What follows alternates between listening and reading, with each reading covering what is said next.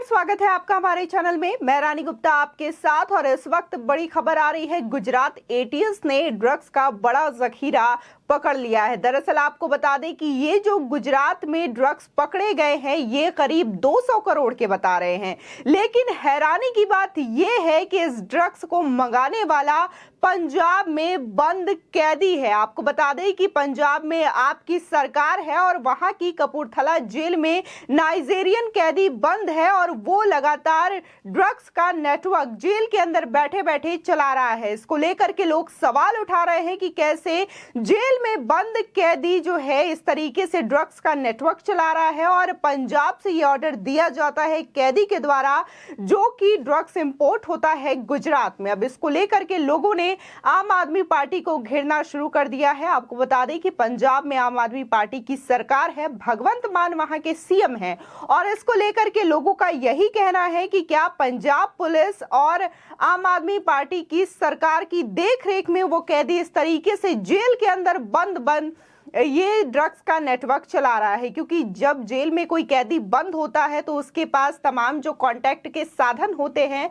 वो नहीं होता। तो आखिर ये सवाल उठता है कि कैसे उस कैदी के पास इतने सारे लिंकअप्स हैं, कांटेक्ट है, जिसके जरिए वो लगातार इंटरनेशनली गुजरात में ड्रग्स इंपोर्ट करवा रहा है। और वो ड्रग्स बड़े ही आश्चर्य की बात है कि जेल में बंद कैदी के पास भी पहुंच रहा है। आपको बता दें कि इसको लेकर के तमाम लोगों ने सवाल उठाए हैं। आपको बता दें कि गुजरात एटीएस को एक और बड़ी सफलता हाथ लगी है। गुजरात एटीएस ने कोस्ट गार्ड के साथ मिलकर आईएमबीएल से ड्रग्स का बड़ा जखीरा पकड़ा है। अंतर्राष्ट्रीय मार्केट में इस ड्रग्स की कीमत करीब 200 करोड़ रुपए बताई जा रही है। इस ड्रग्स को पंजाब की कपूरथला जेल में बंद एक नाइजीरियन ने मंगवाया था। आपको बता दें कि ये कैदी जेल से ड्रग्स का नेटवर्क चला रहा था। वहीं इस पर ट्विटर यूजर विजय पटेल लिखते हैं, गुजरात एटीएस लगातार ड्रग्स कार्टेल की सप्लाई चेन को तोड़ रही है, जबकि आप सरकार में पंजाब जेल का अपराधी ड्रग्स मंगा रहा है। आपको बता दें इससे पहले भी पिछले महीने गुजरात एटीएस ने वडोदरा जिले के सावली तहसील के एक गांव में केमिकल फैक्ट्री में छापा मारकर केमिकल की आड़ में एमडी जैसे तैयार की जा रही ड्रग्स को जब्त किया था। जब्त की गई 225 किलो एमडी की कीमत अंतर्राष्ट्रीय मार्केट में 1000 करोड़ रुपए से भी ज्यादा की बताई गई। आपको बता दें कि मुखबिर की सूचना के बाद एटीएस ने यहां छापा मारा था। ये नशे की खेप 6 महीने पहले तैयार की गई थी, जिसे कुछ देशों में सप्लाई का भी अंदेशा जताया गया। ड्रग्स बनाने के धंधे को उजागर करने के बाद अब इसके पूरे नेटवर्क का पता लगाने की कोशिश लगातार एटीएस के द्वारा तेज कर दी गई है। आपको बता दें कि जिस तरीके से तमाम विपक्षी पार्टियां लगातार ये सवाल उठा रही थी कि गुजरात में बीजेपी की सरकार है और कैसे गुजरात में इतने बड़े तादाद में ड्रग्स के इंपोर्ट होते हैं, और इसको लेकर के लगातार विपक्षी पार्टियां घेरते हुए भी नजर आई थी। आम आदमी पार्टी भी अभी हाल ही में गुजरात का दौरा करने के लिए गई थी। अरविंद केजरीवाल ने भी मीडिया से बात करते हुए यही कहा था, ड्रग्स को लेकर के सवाल किए थे और बीजेपी पार्टी को घेरा था। लेकिन अब जब एटीएस ने एक और बड़े जखीरे को पकड़ा है ड्रग्स को लेकर के, जिसकी कीमत 200 करोड़ रुपए से भी ज्यादा बताई जा रही है इंटरनेशनल मार्केट में, तो इसको लेकर के अब यही सवाल उठता है कि कैसे पंजाब में जो कैदी कपूरथला जेल में बंद है वो इस तरीके से ड्रग्स को मंगाता है और वो ड्रग्स सही सलामत कैसे पंजाब की जेल तक उस तक पहुंच जाती है। यानी कि कहीं ना कहीं इसमें पंजाब सरकार और पंजाब पुलिस पर भी सवाल है कि उसके नाक के नीचे से कैसे इस तरीके की घटनाओं को अंजाम दिया जा रहा है और गुजरात से ड्रग्स पंजाब की ओर ले जाए जा रहे हैं। और पंजाब में कोई लोकल इंसान इसका इस्तेमाल नहीं कर रहा है, बल्कि जो जेल में बंद कैदी है वो इसका इस्तेमाल कर रहा है और वो जेल के अंदर से बैठा बैठा ये नेटवर्क पूरी तरीके से चला रहा है। और देश में न जाने किन किन हिस्सों में ये ड्रग्स जाता होगा और न जाने कितने युवाओं का भविष्य संकट में इससे घिरता रहता है।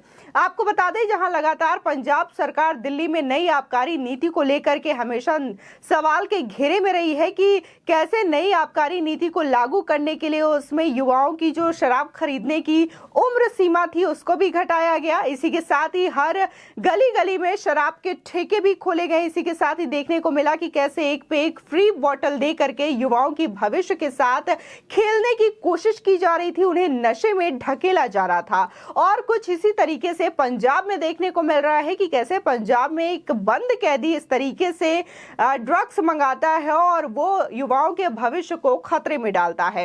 एक तरफ तो अरविंद केजरीवाल ये कहते हैं कि उनकी सरकार जो है बेस्ट एजुकेशन देती है, बेस्ट शिक्षा मॉडल है उनका, लेकिन दूसरी ओर कैसे वो युवाओं के भविष्य को इस तरीके से नशे की लत लगा रहे हैं, इससे भी सवाल उठता है कि क्या इस तरीके से देश तरक्की कर सकता है।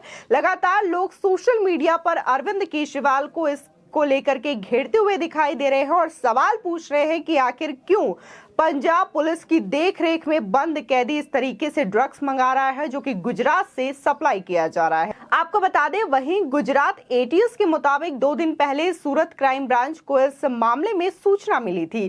दिनेश जामनगर और महेश धुराजी नाम के 2 शख्स वडोदरा और आनंद के बीच ड्रग की खरीद फरोख्त कर रहे हैं। साथ साथ ये भी पता लगा कि इन दोनों ने ड्रग्स के इस नशे के कारोबार के लिए बाकायदा फैक्ट्री भी बनाई हुई है।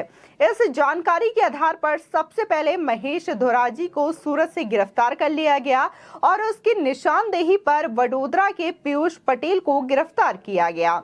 दोनों से पूछताछ में वडोदरा के सांवली इलाके में एक फैक्ट्री का खुलासा हुआ। इसी के साथ ही पुलिस दोनों को लेकर जब फैक्ट्री पहुंची तो वहां एमडी ड्रग्स की एक बड़ी खेप पुलिस के हाथ लग गई।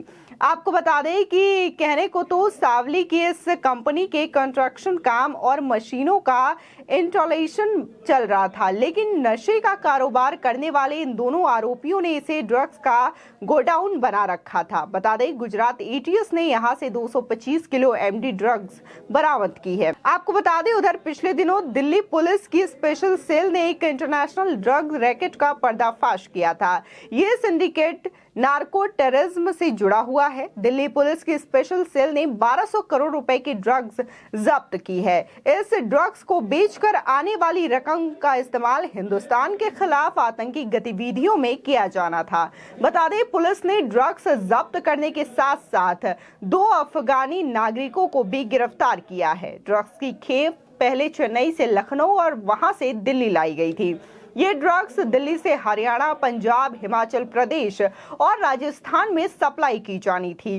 जब्त ड्रग्स में 312.5 किलोग्राम मेथाफेमाइन और 10 किलोग्राम फाइन क्वालिटी की हेरोइन शामिल है। आपको बता दें, लगातार देखने को मिल रहा है कि देश के अलग अलग हिस्सों में समुद्री माध्यम से ये ड्रग्स जो है वो पोर्ट तक पहुंच रहे हैं और इससे जुड़े हुए जो लोग हैं वो लगातार देश के अलग अलग हिस्सों में इस ड्रग्स को पहुंचाने का काम कर रहे हैं और युवाओं की भविष्य को खतरे में डालने का काम कर रहे हैं। इसमें घिरती हुई जहां दिखाई दी है, राज्य सरकारों पर भी सवाल उठता है कि कैसे जेल में बंद कैदी इस तरीके से ड्रग्स की सप्लाई करवा रहे हैं, नेटवर्क चला रहे हैं। और इसी के साथ ही जहां जो दिल्ली में खेप पकड़ी गई है उसमें यह भी कहा जा रहा है कि राजस्थान में भी इस ड्रग्स की सप्लाई की जानी थी।